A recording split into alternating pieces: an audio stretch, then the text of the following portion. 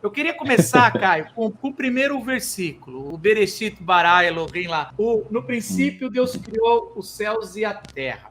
Esse primeiro versículo é uma grande discussão se ele é um título de entrada de um trecho que a gente vai entrar, ou se ele é o começo e depois aconteceu um intervalo, porque logo depois a criação começa com caos. Era a terra sem forma e vazia. Então, se Deus criou, como é que a terra era sem forma e vazia? Aí vem as teses modernas, que não tem nada a ver com o pensamento israelita antigo, de que foi provavelmente a queda de Satanás como um meteoro, daí zoou tudo. E aí é como se Gênesis 1, 2 em diante é Deus recolhendo os cacos e recriando todas as coisas. Bom, eu estou colocando isso, não é meu pensamento, mas eu lembro quando eu estudei, colocavam como uma possibilidade disso. Depois a gente vai olhando, e essa é a função hoje do nosso bate-papo, de como os israelitas, na época de Moisés, ou depois, liam esse texto e entendiam, porque a regra número 1 da hermenêutica é entender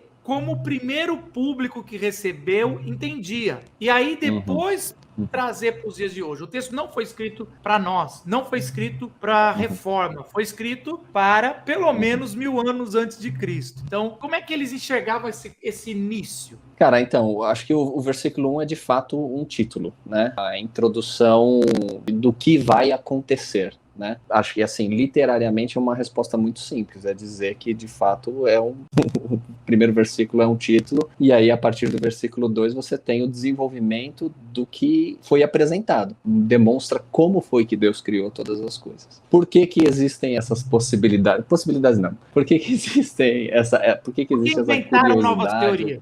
Por que inventaram essas novas teorias? Tem a ver com, pelo menos, duas coisas. Uma delas é o fato de que existe um reconhecimento de que existia alguma coisa antes de Deus, de fato, criar, né? Porque o Espírito de Deus, ou o sopro de Deus, pairava sobre a superfície das águas. Ué, da onde saíram essas águas se Deus cria ex nihilo, né, do nada, se não existia nada antes, e aí Deus vai e começa a criar, mas tem um corpo de água lá, e o Espírito de Deus está pairando sobre a superfície desse corpo de água, e aí o pessoal pensa, bom, então entre o versículo 2 e o versículo 1, Deus deve ter feito alguma coisa, e aí que começa essas teorias para explicar por que a criação começa com algo que já está lá, que é esse corpo de água, pelo menos, que é apresentado no versículo 2. E aí, a partir disso, o pessoal não só tenta explicar, para tentar defender essa ideia de que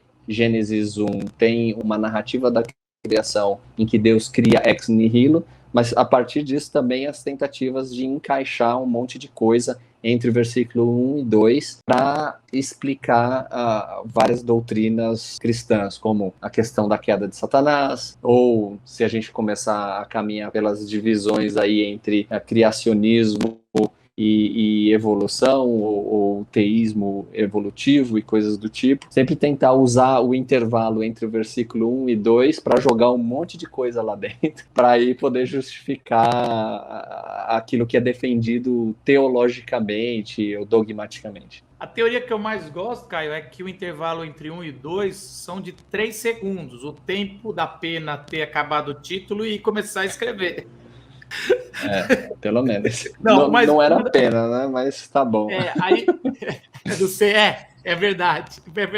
Demora mais um pouquinho, né? Se for italiano.